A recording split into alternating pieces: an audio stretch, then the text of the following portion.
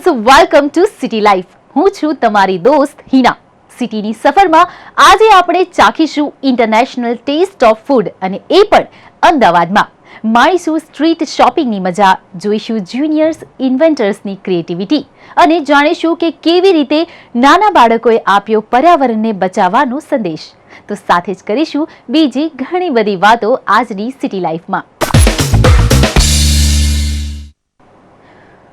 Friends, global warming is a serious issue nowadays, અને એટલે જ તેને રોકવા માટે અને પૃથ્વીને બચાવવા માટે અવનવા પ્રયાસ કરવામાં આવે છે. તો કેવી રીતે કોલાજ થ્રુ લિટલ સ્ટાર્સે સ્પ્રેડ કર્યા મેસેજીસ? Have a look.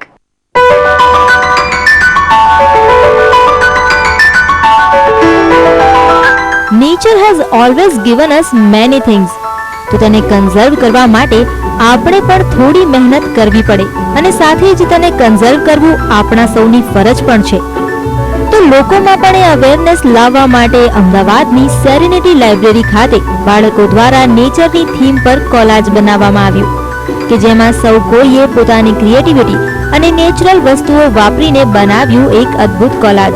અને તેમાં તેઓએ લીવ્સ, ફ્લાવર્સ, ગ્રાસીસ અને તમામ વસ્તુઓનો ઉપયોગ કર્યો. આજે અહીંયા જગતભાઈ કિનખપવાલા, જે અમારી ત્યાં રેગ્યુલરલી ઘણા ઇવેન્ટ કરતા હોય છે, એ રત્નમણી કોર્પોરેશનથી એમના સ્ટાફને લઈને આવ્યા છે. એમ કે જગતભાઈએ બતાવ્યું, હું સહેમત છું એમની જોડે, કે લોકો ડ્રોઈંગ અને વોટર કલર ને એ બધું કરે છે.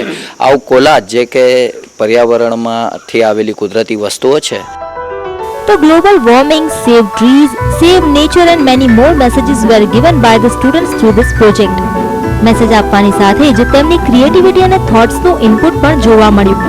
આ કોલાજને બનાવ્યા બાદ તેને પેરેન્ટ્સ માટે ખાસ એક્ઝિબિટ પણ કરવામાં આવ્યું હતું, જેથી તેઓ જોઈ શકે કે તેમના બાળકો ક્રિએટિવ તો છે જ, પણ સાથે સાથે તેમની અંદર અવેરનેસનું લેવલ પણ છે એકદમ હાઈ. मैं सेव नेचर पर कोला बनाया है. तो मैंने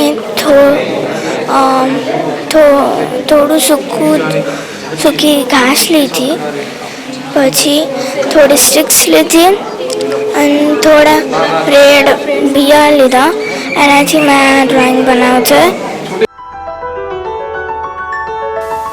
તો એન્વાયરમેન્ટ અવેરનેસ સ્પ્રેડ કરવા માટે collage making was unique and creative idea.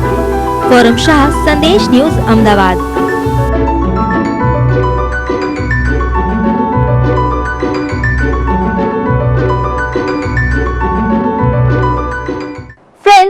City લાઈફમાં અત્યારે તો બસ આટલું જ, પણ નેક્સ્ટ વીક ફરીથી મળીશું સિટીની કેટલીક હેપનિંગ અને ઇન્ટરેસ્ટિંગ વાતો સાથે. ત્યાં સુધી મને રજા આપશો.